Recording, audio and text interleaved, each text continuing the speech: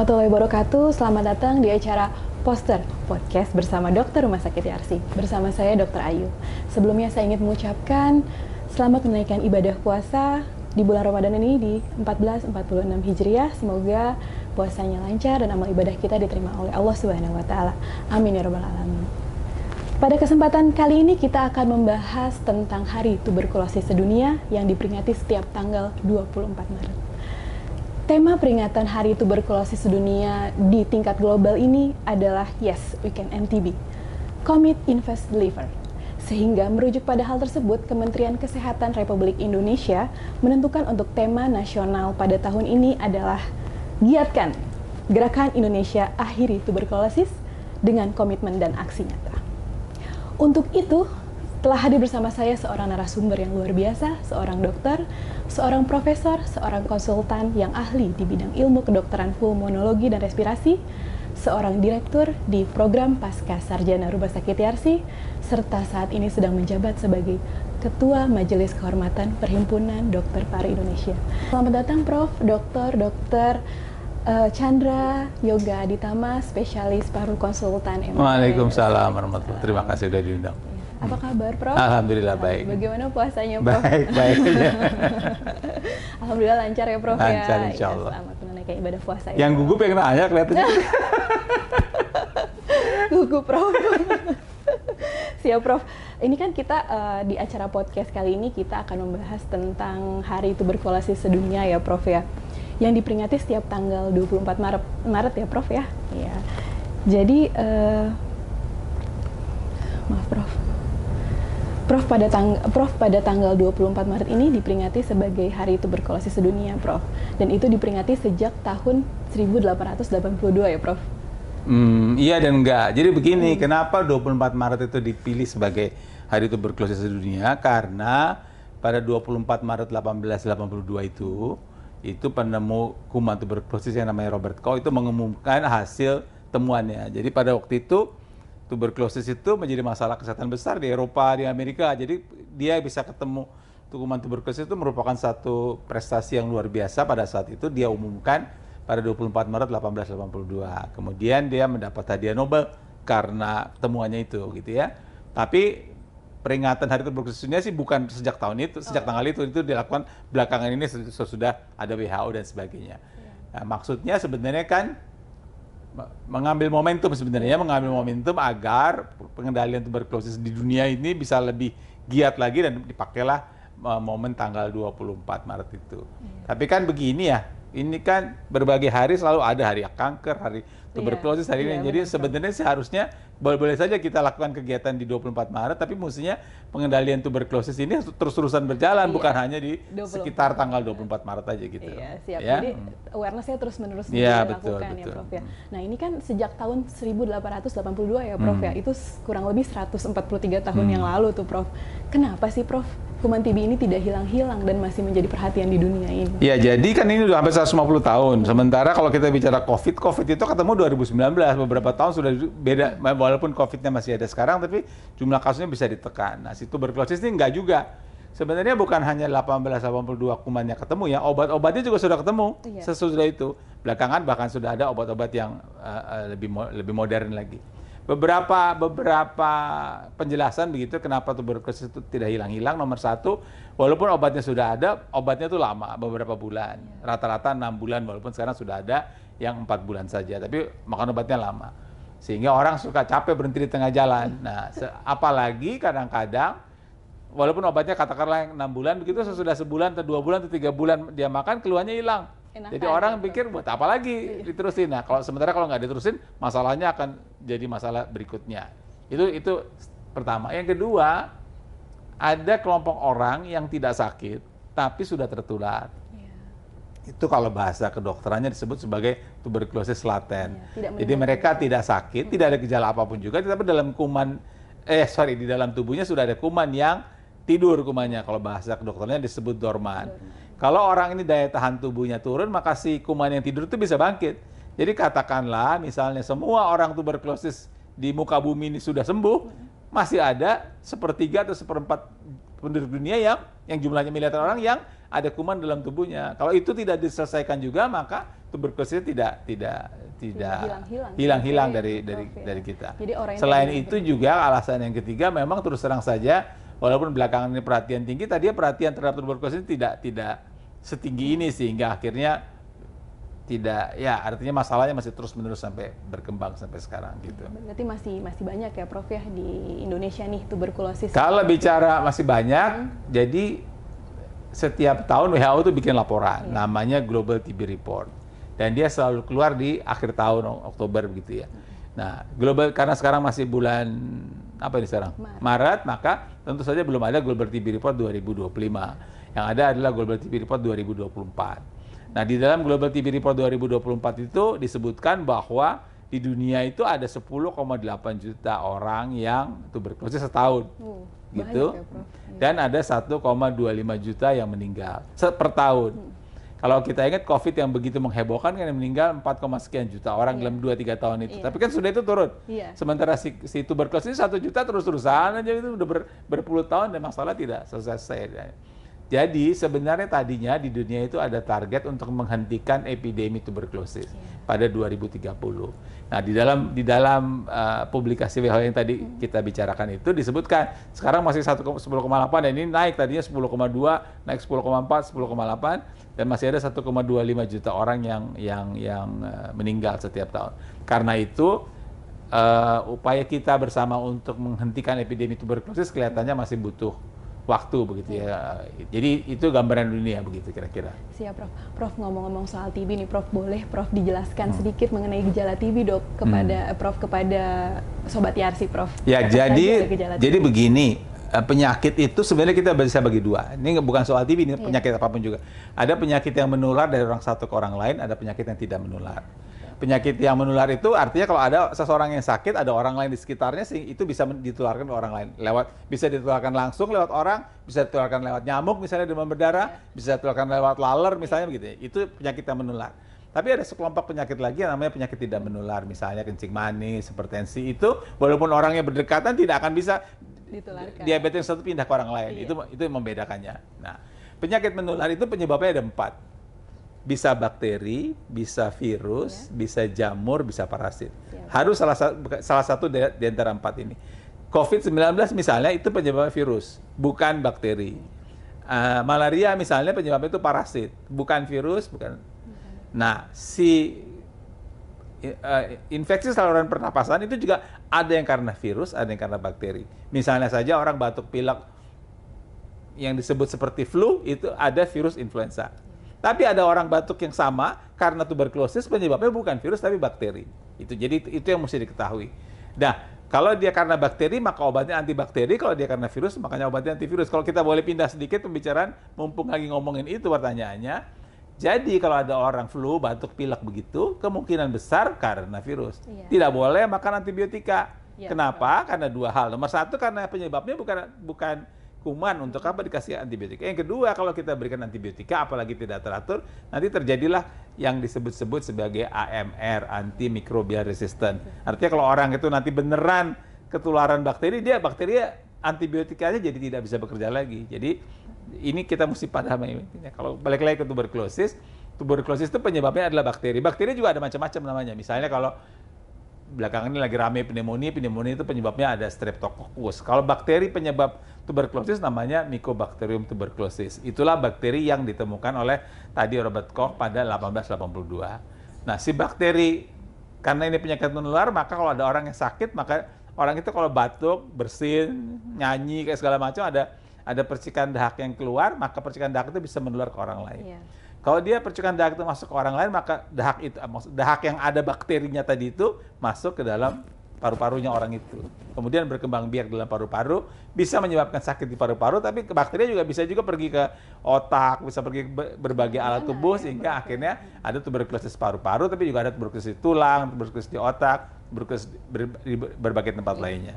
Tapi tentu saja yang lebih banyak kita bicarakan karena sebagian besar tuberkulosis adalah tuberkulosis yang di paru. Nah, kalau ada infeksi di paru, kalau bicara gejala, sebenarnya gejala mau infeksinya dia tenggorok atau di bawah, kurang lebih hampir sama. Artinya dia hampir selalu ada batuk, begitu ya. Dan kemudian ada demam. Dan kalau tuberkulosis memang biasanya batuknya berdahak, walaupun penyakit yang lain juga bisa saja batuknya berdahak. Karena itu kalau ada orang batuk berdahak 2 atau 3 minggu atau lebih, kita perlu curigai kemungkinan tuberkulosis walaupun belum tentu. Selalu disebutkan juga ada beberapa gejala lain, misalnya saja keringat malam. Jadi malam-malam itu orang berkeringat yang tidak wajar banyak sekali begitu. Itu karena ada metabolisme dalam tubuhnya. Ada juga lemas, ada nggak nafsu makan. Kalau sudah lebih berat lagi bisa ada sakit dada, bisa keluar batuk darah misalnya. Tetapi batuk darah itu juga belum tentu tuberkulosis. Ada banyak penyebab kelainan di paru-paru yang bisa menyebabkan batuk darah. Jadi kalau balik ke pertanyaan tadi, gejalanya seperti itu. Terutama adalah batuk yang berdahak 2 atau 3 minggu atau lebih, ada demam, mungkin ada nyeri dada dan lemas-lemas begitu orangnya begitu. Nah, kalau ada gejala seperti itu memang bagus untuk segera memeriksakan diri. Sekali lagi belum tentu tuberkulosis, bisa yang lain, tapi baik kita memeriksa diri, kalau bisa periksanya ke rumah sakit Yarsi begitu. Iya, ya. Terutama ke Prof. Chandra ya Prof ya, biasanya jadwalnya di tiap hari Rabu Prof, jam 9 sampai jam 12 siang atau sesuai perjanjian ya Prof. Balik lagi Prof, itu tadi gejala lebih ke arah orang dewasa ya Prof ya. Kalau misalnya gejala di anak-anak itu bagaimana? Nah, Prof? memang kalau anak-anak agak berbeda sedikit karena anak-anak bisa gejalanya lebih ringan, lebih berbeda dan banyak berhubungan dengan ketidaksesuaian kenaikan tumbuh kembang anak. Jadi harusnya anak segini itu beratnya sekian, tingginya sekian, itu tidak tercapai. Kalau itu tidak tercapai, sekali lagi tentu sebabnya banyak, tapi salah satu di antaranya adalah kita cari tentang kemungkinan tuberkulosis itu. Iya, Prof. Nah, itu balik setelah kita temukan nih Dok, kan Prof kita berobat ke Prof, ditemukanlah TB Prof. Kemudian berobat itu ya Dok, Prof ya, yang selama 4 bulan, 6 bulan, Iya. yang sampai Jadi 1 tahun. pertama kita mesti pastikan dulu sakitnya tuberkulosis atau bukan. Jadi dokternya akan melakukan pemeriksaan, kemudian ada pemeriksaan laboratorium untuk memastikan tuberkulosis atau tidak tuberkulosis. Kalau tuberkulosis maka diberikan pengobatan. Pengobatan itu pada dasarnya ada yang 6 bulan atau 4 bulan. Walaupun sebagian besar sekarang pengobatannya masih 6 bulan. Nah, dengan pengobatan itu, terutama kalau memang kasusnya baru, bukan kasus yang, nanti ada kasus satu lagi yang namanya resisten. Tapi yang biasa maka dia sebagian besar akan sembuh. Tetapi kalau seperti tadi kita sudah bahas sedikit, kalau nggak sampai selesai pengobatan 6 bulan itu dia berhenti di tengah jalan, nanti 6 bulan lagi balik lagi, berobat lagi sebulan, 2 bulan berhenti lagi di tengah jalan, begitu beberapa kali, maka akhirnya si kuman tuberkulosis dalam tubuhnya tahu nih, ini kalau gua sakit segini akan datang obat itu. Dan dia belum sempat mati, kuman itu baru ya katakanlah teler-teler sedikit, belum sempat mati, obatnya berhenti, dia bangkit lagi. Lama-lama dia bisa tahu, oh kalau ini saya sudah tahu cara gitu menanggulanginya. Nah, itulah yang namanya resisten. Kalau sudah jadi resisten, maka masalahnya menjadi lebih sulit lagi karena 3 hal. Nomor 1 tentu obatnya lebih susah.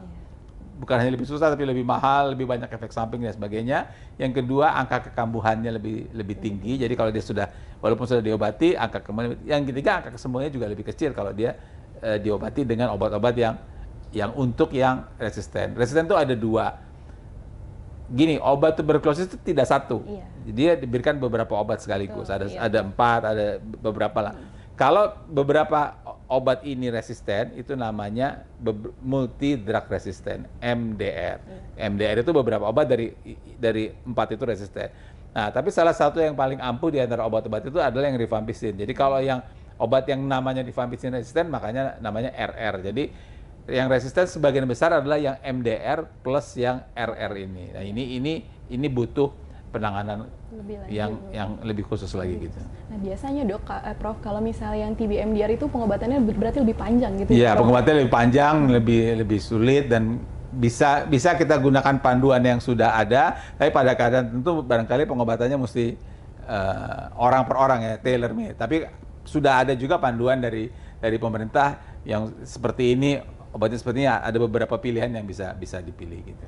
Berarti untuk mencegah terjadinya TB MDR itu Sobat Yarsi harus rutin berobatnya jika terkena TB ya Dok, ya. Betul. Tidak boleh putus di tengah jalan. Ya, itu satu. Dan yang kedua, kan ini menular dari orang satu ke orang lainnya ya. Jadi bukan tidak mungkin kalau ada satu orang yang sakit, tidak mungkin orang di sekitarnya juga sudah pernah tertular walaupun tidak sakit. Iya. Jadi untuk orang di sekitar yang sudah pernah tertular tapi tidak sakit, tentu kita tidak harapkan dia menjadi sakit. Iya, betul. Nah, untuk itu ada obatnya juga walaupun dia belum sakit, namanya gitu obat ya, pencegahan. Iya. Namanya terapi pencegahan tuberkulosis yang diberikan kepada orang itu ada macam-macam, ada yang 6 bulan, ada yang 3 bulan supaya walaupun dia sudah pernah kena kuman tapi dia tidak sakit. Jadi obat orang yang harus diobati tentu saja sampai selesai, sampai sembuh. Orang di sekitarnya juga bukan tidak mungkin harus mendapatkan terapi pencegahan tuberkulosis. Profilaksis begitu ya, Prof. Ya. Termasuk di anak-anak. Iya, sama. Anak-anak juga sama Anak-anak orang lebih dewasa sama. dan anak-anak. Ya dulu profilaksis itu lebih banyak pada anak-anak begitu, tapi belakangan orang tahu bahwa seperti tadi kita bahas awal pertanyaannya Dokter Ayu kan, kenapa nggak hilang-hilang? Karena ternyata ada 1/4 penduduk dunia yang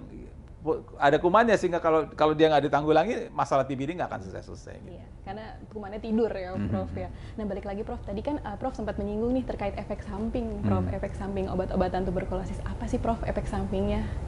Sebenarnya gini, sebagian besar obat itu ada efek sampingnya. Jadi kita tidak perlu juga terlalu khawatir berlebihan dengan efek samping. Efek sampingnya bisa macam-macam. Yang sederhana bisa mual, muntah, sampai ada yang disebut sebagai drug-induced hepatitis, gangguan pada liver. Tapi si dokter kita di rumah sakit THC semua sudah waspada terhadap kemungkinan ini. Kalau toh ada efek samping, maka juga ada cara-cara untuk mengendalikan apa yang mesti dilakukan. Obatnya mungkin mesti diatur dosisnya dulu sampai efek sampingnya bisa teratasi, baru obatnya diteruskan. Jadi buat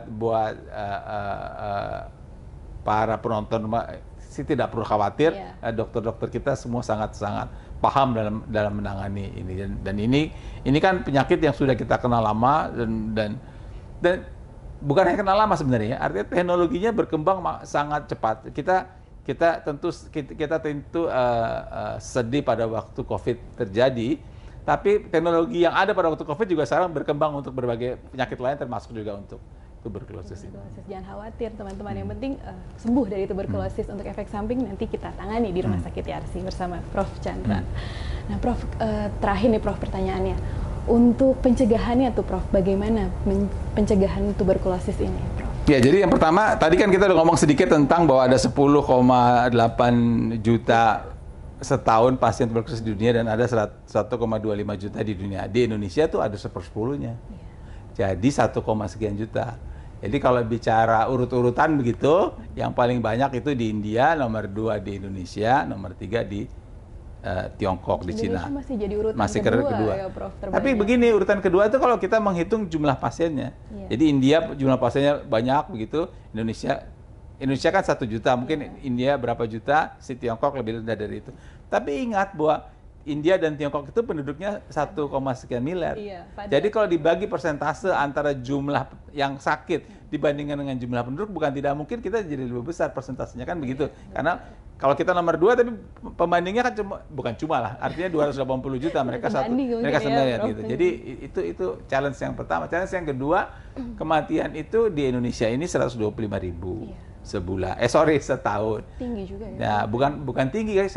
Kita bagi itu 125.000 bagi 365 hari dibagi 24 keluarnya 14 masih. Jadi setiap jam itu ada 15 orang yang meninggal karena tuberkulosis di negara kita saja. Di Indonesia saja. Ya, di Indonesia saja. Jadi itu masalah yang besar yang harus betul-betul diberi perhatian khusus, dan mudah-mudahan peringatan Hari Tuberkulosis Sedunia ini bisa membuat masyarakat kita juga makin aware. Nah, balik lagi ke pencegahan tadi. Jadi ada beberapa, nomor 1 memang ada vaksinasi yang namanya BCG. BCG itu juga sudah ditemukan sejak awal 1920-an kalau saya tidak salah, jadi sudah lama. Tapi sayangnya BCG itu tidak 100% ampuh. BCG itu bisa melindungi terjadinya tuberkulosis pada anak dan tuberkulosis yang berat pada anak, tidak bisa mencegah secara jelas pada dewasa. Dan jadi karena itulah sekarang ada berbagai upaya untuk membuat vaksin tuberkulosis, sekali lagi mengikuti teknologi yang dipakai pada waktu COVID-19. Jadi kalau vaksin ini ada, itu nanti merupakan pencegahan yang tentu lebih akurat, tapi sekarang belum ada. Yang penting adalah menjaga daya tahan tubuh, karena menjaga daya tahan tubuh itu merupakan modalitas utama kita terhadap tuberkulosis maupun terhadap juga berbagai penyakit yang lain. Jadi tolonglah kita semua menjaga daya tahan tubuh. Kalau dulu waktu saya kerja di Kemenkes tuh ada cerdik tuh, cek kesehatan secara berkala, hentikan asap rokok dan polusi udara, rajin aktivitas fisik dan olahraga, diet yang bergizi seimbang, istirahat yang cukup, dan kelola stres. Itu salah satu. Cerdik.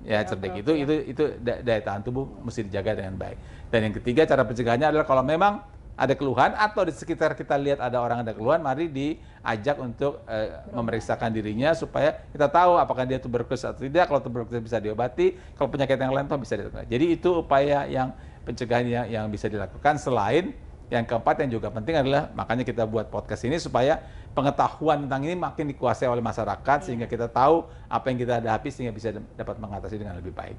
Ya, Prof, satu lagi Prof, ini beneran terakhir Prof. Gimana Prof upaya pemerintah nih Prof, kan kita nomor 2 penyumbang TB terbanyak nih Prof. Upaya pemerintah untuk mengatasi hal ini apa saja tuh Prof? Ya sebenarnya kalau kita lihat pemerintah sudah melakukan banyak hal ya, tapi memang harus lebih kuat lagi. Tadi misalnya saja jumlah kasus, kan ada perkiraan jumlah kasus sekian. Tadinya yang bisa ditemukan itu cuma 20-30%, sekarang naik. Saya kira data pemerintah terakhir versi Februari 25, mereka mengatakan sudah bisa menemukan 81% kasus dari yang diperkirakan jumlahnya. Artinya masih ada 19% yang belum ditemukan. Oke. Nah, dia sudah ketemu 880 ribuan. Tapi yang diobati 790 ribu. Memang angkanya kalau 790 dibandingkan 880 ribu kan 90%. Jadi kan masih tinggi. Betul. Tetapi ingat 90% itu 80 ribu orang. Iya. Jadi kalau ada 80 ribu orang yang sudah ditemukan tapi tidak diobati, maka kan pertama dia kasihan, udah ditemukan kok malah nggak diobati kan begitu. Betul. Dan yang kedua dia bisa tambah sakit. Iya. Yang ketiga dia bisa menularkan orang lain. Jadi itu yang salah satu yang mesti ditingkatkan oleh pemerintah. Kemudian aktif screening sudah dijalankan tapi mesti ditingkatkan. Dan yang kedua soal MDR ini saya kira cakupannya masih rendah ya. Saya kira mungkin masih 30-40% dari jumlah yang ditemukan harus ditemukan, itu baru 30-40% yang ditemukan. Ini yang mesti ditingkatkan. Dan yang terakhir yang tadi kita sudah singgung adalah tentang terapi pencegahan tuberkulosis. Tadinya angkanya rendah banget, bahkan di bawah 5%, sekarang sudah naik 19%. Tapi ke 19% dari total kan tetap masih jauh ya. Iya. Masih ada gap sekitar 80%. Jadi itu usaha-usaha itu yang mesti dilakukan. Nah, karena sekarang saya tambahin yang terakhir dari yang terakhir gitu. Sebenarnya pemerintah punya 2 modal yang sangat kuat. Dan ini istimewa. Pertama, modal yang sangat kuat sudah ada peraturan presiden tentang tuberkulosis. Iya. Nah, tidak banyak, mungkin malah tidak ada atau jarang sekali penyakit yang ada peraturan presidennya. Tentu peraturan presiden ini ada ujungnya, ada buntutnya begitu ya, dan itu bisa dimanfaatkan secara maksimal. Ini ditandatangani oleh Presiden Jokowi. Nah, si Presiden Prabowo ini kan punya namanya Astacita. Dalam Astacita itu tuberkulosis masuk.